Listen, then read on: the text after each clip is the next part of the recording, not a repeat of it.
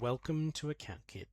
In this video tutorial, we are going to showcase how you set up your practice settings for your general and administration tools within the system, not including workflow.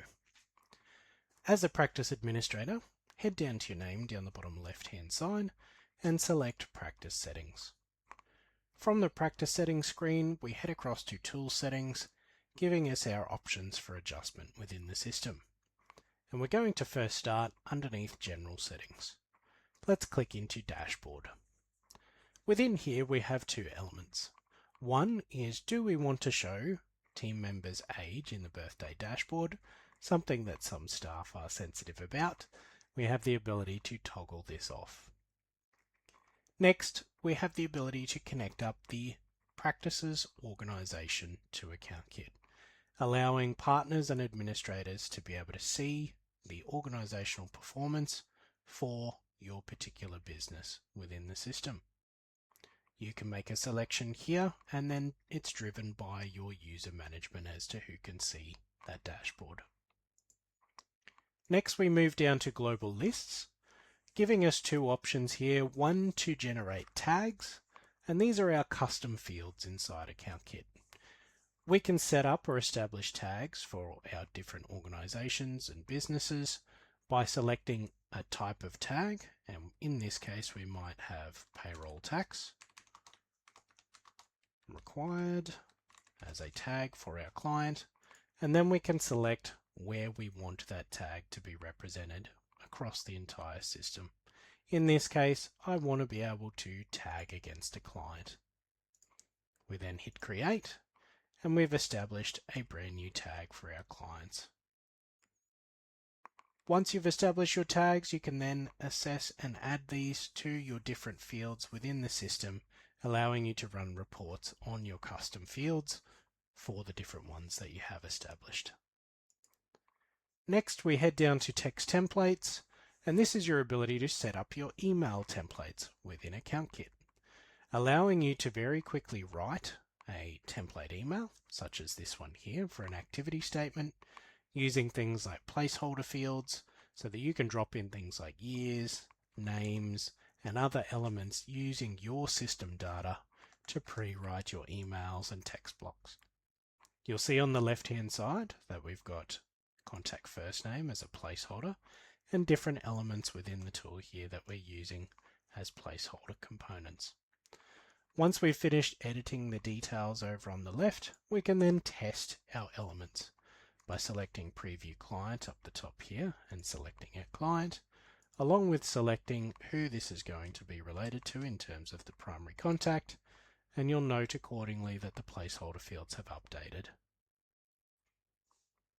Once you're happy with your selections, you hit Save, and this template will then be available for use in the correspondence register inside AccountKit, or through Gmail and Outlook if you have the two systems connected and the AccountKit app installed on your device. We can also use these templates for things like simple notes, for birthday messages, for bulk messaging, and even for e-sign and SMS templates that you may want to send out of the system. Text templates are very universal across all communications out of the software. Next, we move to our People tab. First, we have the ability to change the way that our first and last names display for our individuals, allowing you to enforce a change to, let's say, change from last name to first name, back to first name, last name, and enforce that change in AccountKit. The system will also allow you to push that change down to XPM, ensuring that all clients are written and displayed the same way to your expectations. Next, we head down to Business Types, and this is a representation on the left of all of your different custom types that are coming through from XPM, the corresponding ATO type that they represent, and whether they are an individual over on the right hand side. On the left, we have the ability then to see this type. Next, you may find that some of your elements are blank here for ATO type, and it's a simple matter of clicking into that element and adding in the details accordingly, and then marking whether it's an individual. And this tick box here drives whether we show things like date of birth versus date of establishment and other elements that are specific to an individual versus an entity. All of these elements, ensuring that they are completely aligned and allocated to each of the different types, will also drive what is displayed in your structure diagrams or client maps in AccountKit.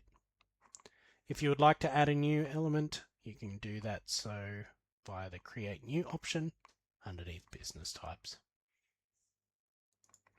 We now move down into Document Management.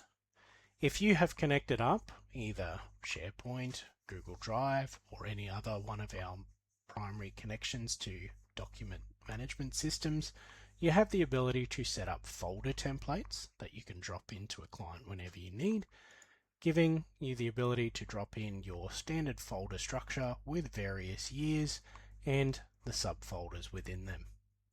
You'll see over on the left hand side here we're using placeholders for the years, and you can see those placeholders within the question mark icon above.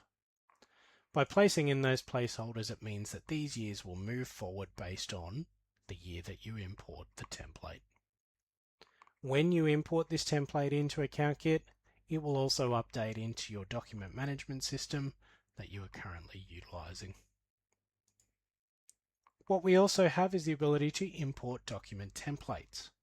When we set these up in the system, we utilize this for things like letterheads, tax letters, tax worksheets, and so on, allowing you again to use placeholder fields in the naming convention so that when these are used for a client, it embeds this data for you so you don't have to rename yourself.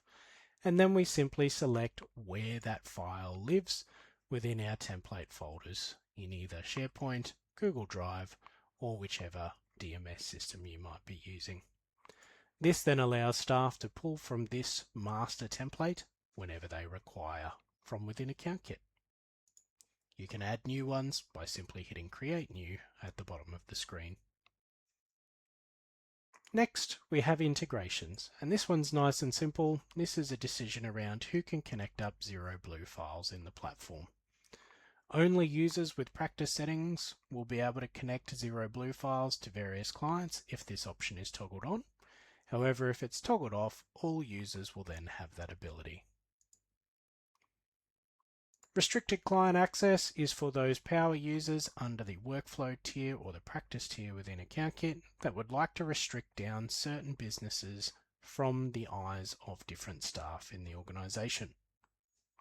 By creating a new group and giving it a group name, we have the ability then to select which clients we would like to restrict staff from being able to see.